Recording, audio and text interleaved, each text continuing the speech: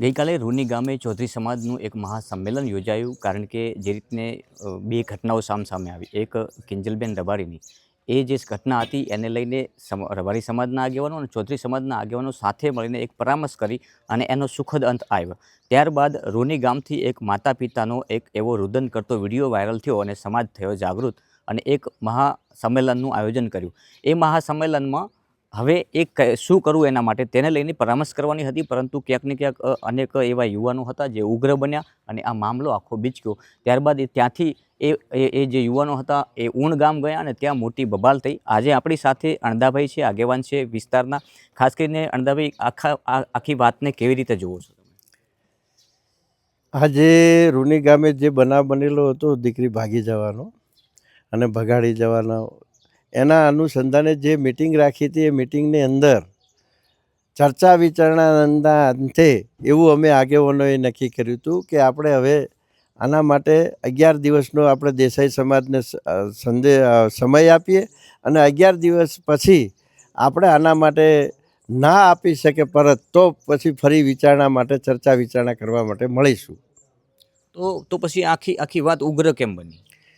આમાં થોડા યુવાનો અને થોડા એવા લોકો હશે કે જેના લીધે આ વાત ઉગ્ર બની. અને જે ઊણ ગામે આવ્યા પછી પણ હું ઊણ ગામે પણ આ લોકોને સમજાવવા માટે ગયેલો કે આપણે જે 11 દિવસનો સમય આપ્યો છે એ સમયની અંદર આ વાત જે છે પરત દીકરીને લાવવાની, એના માટે દેસાઈ સમાજના આગેવાનોને અમે ચર્ચા કરીને આનો અંત લાવીશું.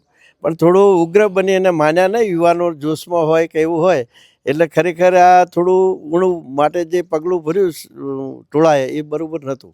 સાહેબ, દરેક સમાજમાં આપના જેવા અગ્રણીઓ હોય છે કે જે કોઈ પણ ઘટના બનતી હોય છે સમાજમાં તો એનો સુખદ અંત લાવવાનો પ્રયાસ કરતા હોય છે. આ જે પ્રયાસ તમારો હતો નિષ્ફળ કેમ ગયો? કારણો એવા કયા ઊભા થયા કે આગેવાનોનું ચાલ્યું જ નહીં?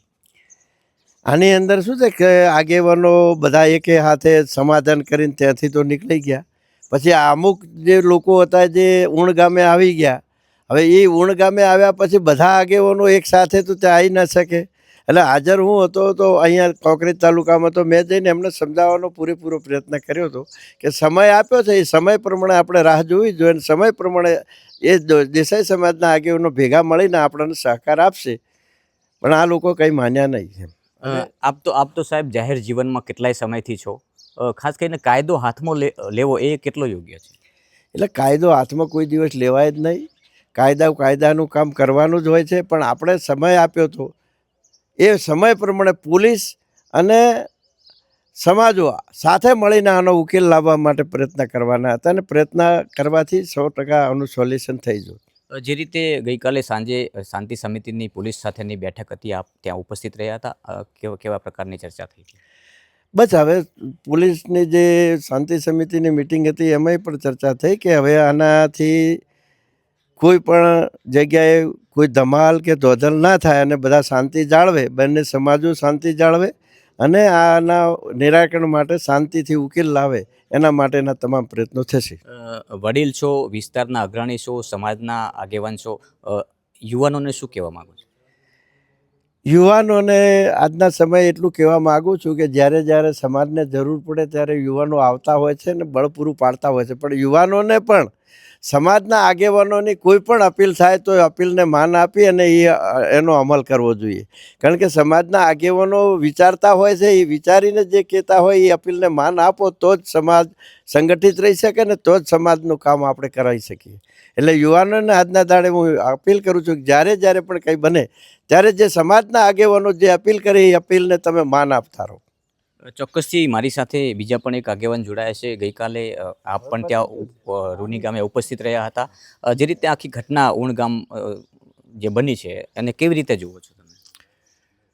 ઊણ ગામે જે ઘટના બની એ ખરેખર બનવા જોગ નથી, પણ તે છતાંય અમુક યુવાનો ત્યાંથી કદાચ નીકળી અને ઊણ ગામે ગયા અને સામે જે સાહેબના પ્રયત્ન, અણદાભી સાહેબે જે કીધું એ મારે થોડુંક કહેવું છે કે જે સાહેબના પ્રયત્ન એવા હતા કે ગમે તે કરીને આપણે થરા પોલીસ સ્ટેશને જઈને અને તમે તારે અહીંયા ખાલી બેસો અને આપણને ન્યાય મળે એટલી ઘણા તમારી સાથે હું પણ રહીશ.